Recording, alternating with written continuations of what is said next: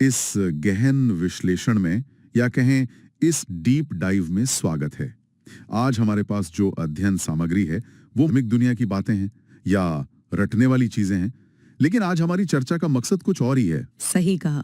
देखिए, अगर इसे एक अलग नजरिए से देखें तो ये जानकारी असल में हमारे ग्रह को चलाने वाला एक ऑपरेशन मैनुअल है। हाँ, ऑपरेशन मैनुअल, ये बहुत अच्छा शब्द है। मतलब जैसे कोई भी मशीन बिना मैनुअल समझे चलाने पे खराब हो सकती है, वैसे ही अगर हम पर्यावरण और इंसानी विकास के बीच के उस जटिल संबंध को नहीं समझेंगे तो हम इस ग्रह रूपी मशीन को हमेशा के लिए तोड़ देंगे।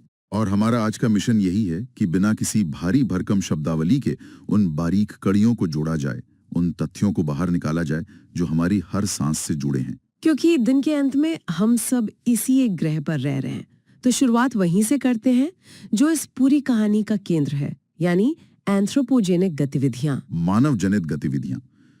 आसान भाषा में कहें तो इंसान के वो काम जो सीधे तौर पर हमारे इकोसिस्टम को बदल कर रख देते हैं, जैसे औद्योगिकरण हो गया, बड़े पैमाने पर खनन हो गया, और जंगलों की कटाई। यहाँ पर ना एक बहुत ही दिलचस्प डोमिनो इफेक्ट देखने को मिलता है। तबाही कभी भी रातों रात नहीं आती, एक के बाद एक चीजें गिरती हैं। बिल्कुल, ये एक श्रृंखला है। शुरुआत होती है मानव गतिविधि से। इंसान अपनी सुविधा के लिए प्रकृति में दखल देता है, जिसके परिणाम स्वरूप होता है आवास विखंडन या हैबिटेट फ्रेगमेंटेशन। हाँ, आवास विखंडन। हाँ, और इस विखंडन का सीधा और खतरनाक परिणाम होता है जैव विविधता का नुकसान। और जब जंगलों और जीवों का ये संतुलन बिगड़ता है तो उसका अंतिम रूप होता है जलवायु परिवर्तन। इस आवास विखंडन वाली बात को समझने के लिए एक बहुत ही सीधा उदाहरण लेते हैं। कल्पना कीजिए कि एक बहुत घना जंगल है, हजारों प्रजातियों का घर है। सही है। अब विकास के नाम पर उस जंगल के ठीक बीचों बीच से एक 8 लेन का बड़ा हाईवे निकाल दिया जाता है। बाहर से देखने में लगता है कि अरे, हमने सिर्फ एक सड़क ही तो बनाई है। जंगल तो अभी भी दोनों तरफ हरा भरा है, ऐसा लगता है। लेकिन असलियत में उस एक सड़क ने उस पूरे इकोसिस्टम को हमेशा के लिए 2 अलग अलग द्वीपों में बांट दिया है। जानवर एक तरफ से दूसरी तरफ नहीं जा सकते। उनके शिकार के इलाके बट गए हैं, उनका प्राकृतिक आवास विखंडित हो गया है। जो जीव सड़क पार करने की कोशिश करते वो हादसों का शिकार होते हैं। और कुछ ही पीढ़ियों में इस जेनेटिक अलगाव के कारण पूरी की पूरी प्रजातियां खत्म हो सकती हैं। ये सिर्फ एक सड़क नहीं है, यह एक पूरी खाद्य श्रृंखला को तोड़ने वाली लकीर बन जाती है। और जब ऐसे अनगिनत विखंडन पूरी दुनिया में होते हैं तो बर्बादी का स्तर सोचिए। खैर, ऐसा नहीं है कि इंसान को इस बात का एहसास नहीं हुआ। जब दुनिया ने देखा कि हम तबाही की तरफ बढ़ रहे हैं तो कुछ वैश्विक लक्ष्य बनाए गए। हाँ, नोट्स में 2 बड़े ब्लूप्रिंट्स का साफ जिक्र है, MDG और SDG, मिलेनियम डेवलपमेंट गोल्स और सस्टेनेबल डेवलपमेंट गोल्स। MDG जिन्हें साल 2000 से 2015 तक के लिए बनाया गया था, इसमें 8 मुख्य लक्ष्य शामिल थे। इसे आप दुनिया को बेहतर बनाने का पहला रफ ड्राफ्ट कह सकते हैं, शुरुआती कदम। हाँ, लेकिन असली बदलाव तब आया जब 2015 में दुनिया ने एक बहुत ही व्यापक योजना अपनाई जिसे हम SDG कहते हैं। ये 2030 तक के लिए है। 17 लक्ष्य और 169 टारगेट्स हैं इसमें। और इन 17 लक्ष्यों में से स्रोतों ने 3 खास लक्ष्यों को हाई प्रायोरिटी पर रखा है। SDG 13 जो क्लाइमेट एक्शन है, SDG 14 जो लाइफ बिलो वाटर है, और SDG 15 जो लाइफ ऑन लैंड है।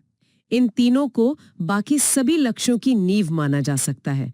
सोचिए, अगर हम जलवायु परिवर्तन नहीं रोक पाए, हमारे महासागर नष्ट हो गए और जमीनें बंजर हो गई, तो गरीबी हटाने या शिक्षा देने का क्या फायदा?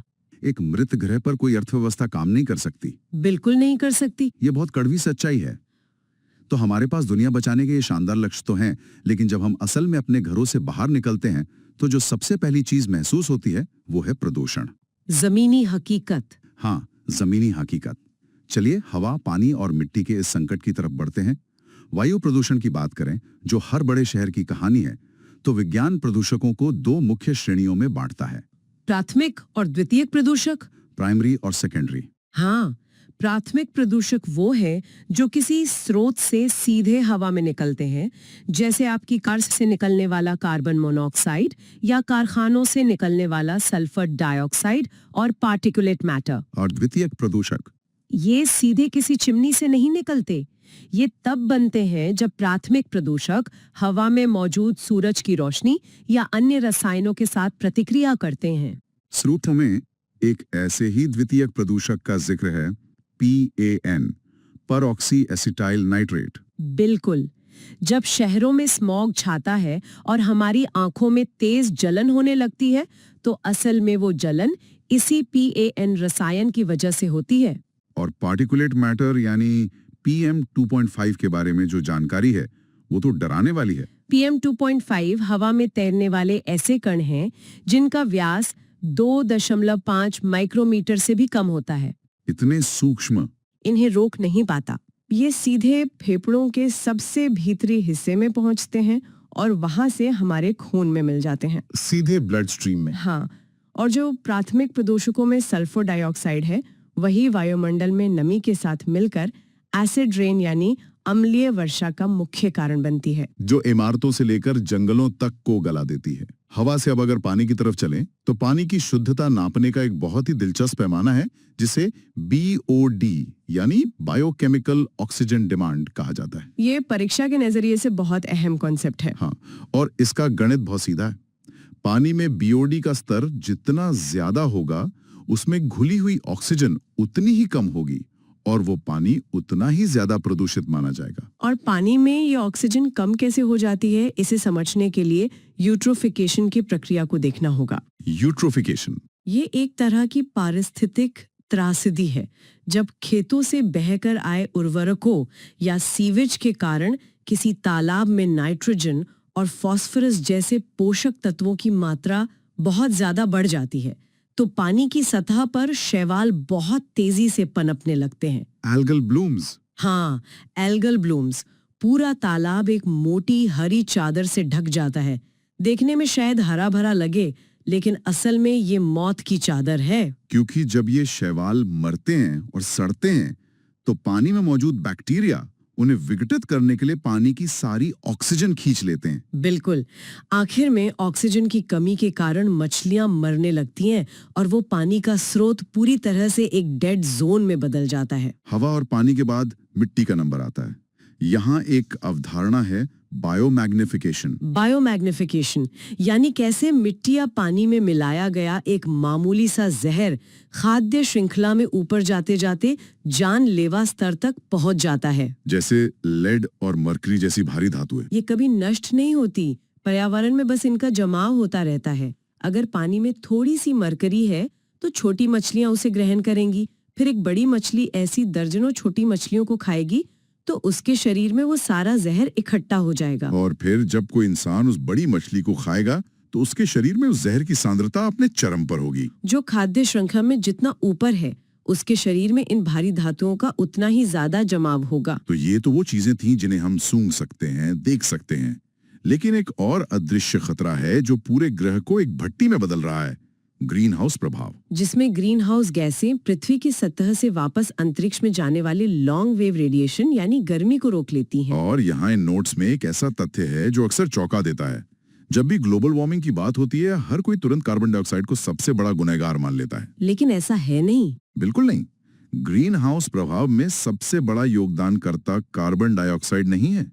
इस सूची में सबसे ऊपर नाम आता है जल वाष्प का। इसके बाद दूसरे नंबर पर CO2, तीसरे पर मीथेन और चौथे पर नाइट्रस ऑक्साइड का नंबर आता है। जल वाष्प का जिक्र सुनकर अक्सर लोग अचरज में पड़ जाते हैं कि क्या बादल पर्यावरण के दुश्मन हैं? हाँ, ये सवाल तो उठता है। लेकिन समझने वाली बात यह है कि जल वाष्प एक प्राकृतिक चक्र का हिस्सा है। यह बारिश के रूप में कुछ ही दिनों में वापस जमीन पर आ जाता है, जबकि कार्बन डाइऑक्साइड सैकड़ों सालों तक वायुमंडल में टिकी रहती है। इसीलिए CO2 असल में एक थर्मोस्टैट की तरह काम करती है।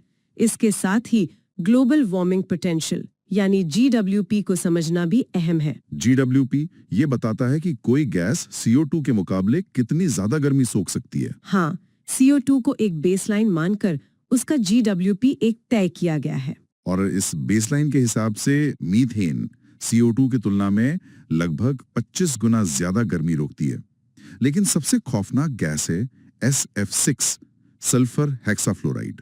इसका GWP 22,000 से भी ज्यादा है। 22,000 गुना ज्यादा गर्मी। ये मुख्य रूप से भारी बिजली के उपकरणों और स्विच गियर में इस्तेमाल होती है। इसे सबसे शक्तिशाली ग्रीन हाउस गैस माना जाता है। जब SF6 और CO2 जैसे इतने बड़े खतरे सामने हो, तो दुनिया भर के देशों को एक साथ आना ही था। यहीं से वैश्विक संधियों का इतिहास शुरू होता है। परीक्षा में इनकी क्रोनोलॉजी बहुत पूछी जाती है। बिल्कुल। 1987 से 2015 तक कई अहम अंतर्राष्ट्रीय समझौते हुए। 1987 का मॉन्ट्रियल प्रोटोकॉल, अंतर्राष्ट्रीय कूटनीति की सबसे बड़ी सफलता, ओजोन परत को नष्ट करने वाले CFC को रोकने के लिए। और आज ओजोन परत वापस ठीक हो रही है। इसी के तहत बाद में किगाली संशोधन आया, जिसने HFC पर लगाम लगाई। इसके तुरंत बाद 1989 में बेसल कन्वेंशन आया, जिसने खतरनाक और जहरीले कचरे के सीमा पार आवागमन को नियंत्रित किया। लेकिन कूटनीति का सबसे बड़ा पलाया 1992 में ब्राजील के रियो अर्थ समिट में। रियो समिट ने पर्यावरण को बचाने के लिए 3 बहन संधियों को जन्म दिया। इसे ऐसे समझें कि पृथ्वी एक अस्पताल में भर्ती मरीज है। अच्छा। UNFCCC नाम की संधि बनाई गई इस मरीज के बुखार यानी जलवायु परिवर्तन का इलाज करने के लिए। दूसरी थी CBD, जैव विविधता पर कन्वेंशन, जिसका काम मरीज के अंगों को कटने से बचाना यानी जंगलों को संरक्षित करना था। और तीसरी थी UNCCD, जिसका काम मरीज की खराब होती त्वचा का इलाज करना यानी मरुस्थलीकरण को रोकना था। और इस मरीज के बुखार को कम करने के लिए UNFCCC के तहत आगे चलकर 2 बहुत ही मशहूर समझौते हुए। 1997 का क्योटो प्रोटोकॉल और 2015 का पेरिस समझौता। क्योटो प्रोटोकॉल में विकसित देशों पर कार्बन उत्सर्जन कम करने के लिए बाध्यकारी लक्ष्य थोपे गए थे, बाइंडिंग टारगेट्स। लेकिन कई अमीर देशों को यह जबरदस्ती पसंद नहीं आई। इसीलिए 2015 के पेरिस समझौते में रणनीति बदल दी गई। इसका मुख्य लक्ष्य वैश्विक तापमान वृद्धि को 2 डिग्री सेल्सियस से काफी नीचे रखना है, लेकिन इसमें लक्ष्य बाध्यकारी नहीं है। इसमें INDC का सिस्टम रखा गया, वॉलंटरी नेशनल गोल्स। हाँ, हर देश अपनी क्षमता से तय करता है कि वो कितना योगदान दे सकता है। और रियो समिट की दूसरी बहन संधि यानी CBD के तहत भी 2 अहम प्रोटोकॉल बने, कार्टाजेना और नागोया। इन्हें याद रखना बहुत आसान है। कार्टाजेना बायोसेफ्टी पर जोर देता है, बीच उचित रूप से बांटने पर केंद्रित है, बेनिफिट शेयरिंग। वैश्विक संधियों की इस टाइमलाइन में 1971 का रामसर कन्वेंशन भी बहुत अहम है, जो वेटलैंड्स को बचाता है। इसमें एक मॉन्ट्रिक्स रिकॉर्ड भी होता है, जो खतरे वाले वेटलैंड्स की लिस्ट है। अब 2015 में भारत और फ्रांस की पहल पर बना अंतर्राष्ट्रीय सौर गठबंधन ISA भी ऊर्जा के क्षेत्र में एक बड़ी क्रांति है, जिसका मुख्यालय गुरुग्राम में है। अब जब बात भारत की हो ही रही है, तो भारत का national action plan on climate change यानी NAPCC देखना जरूरी है, जो 2008 में लॉन्च हुआ था। इसके 8 राष्ट्रीय मिशन हैं। इन 8 मिशनों को अगर बांटें तो सबसे पहले ऊर्जा के मिशन आते हैं, राष्ट्रीय सौर मिशन और राष्ट्रीय संवर्धित ऊर्जा दक्षता मिशन, जिसमें वो पैट स्कीम काम करती है, परफॉर्म अचीव ट्रेड, कारखानों के लिए इनाम और सजा का सिस्टम। हाँ, फिर पानी और आवास के मिशन है, राष्ट्रीय जल मिशन और सस्टेनेबल हैबिटेट मिशन। लेकिन इन 8 मिशनों में इकलौता स्थान विशिष्ट मिशन है हिमालय पारिस्थितिकी तंत्र को बनाए रखने का मिशन, क्योंकि हिमालय के ग्लेशियर हमारी नदियों का स्रोत हैं। इसके अलावा कृषि और जंगलों के लिए green India mission, sustainable agriculture और 8वां स्ट्रेटेजिक नॉलेज मिशन है। ये भारत ने 2010 में NGT यानी नेशनल ग्रीन ट्रिब्यूनल की स्थापना की, पर्यावरण मामलों का विशेष न्यायालय। साथ ही प्रोजेक्ट टाइगर और प्रोजेक्ट एलिफेंट तो हैं ही। ऐतिहासिक कदम। वाकई ये सफर कितना विस्तृत रहा है। हमने एक अदृश्य PM 2.5 कण से लेकर अंतर्राष्ट्रीय संधियों और भारत के 8 राष्ट्रीय मिशनों तक के परिदृश्य को समझा। ये जानकारी सिर्फ किताबों तक सीमित नहीं है, ये हमारे ग्रह के भविष्य का एक कच्चा चिट्ठा है। इस पूरी चर्चा के अंत में हम एक बहुत ही गहरा सवाल छोड़कर जाना चाहते हैं।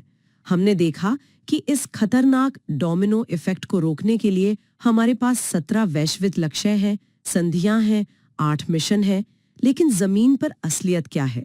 क्या हमारी ये नीतियां धरती को उतनी ही तेजी से ठीक कर रही हैं जितनी तेजी से हम इसे नुकसान पहुंचा रहे हैं? या फिर हम सिर्फ कागजों पर बेहतरीन योजनाएं बना रहे हैं, जबकि असल दुनिया में उस जंगल के बीच से हाईवे आज भी बन रहे हैं और आवास विखंडन बदस्तूर जारी है? ये एक ऐसा विचार है जिस पर हम सभी को गंभीरता से सोचना चाहिए। इस विस्तृत विश्लेषण में हमारे साथ जुड़ने के लिए धन्यवाद। उम्मीद है आज की इस चर्चा ने आपको सोचने का एक नया नजरिया दिया होगा।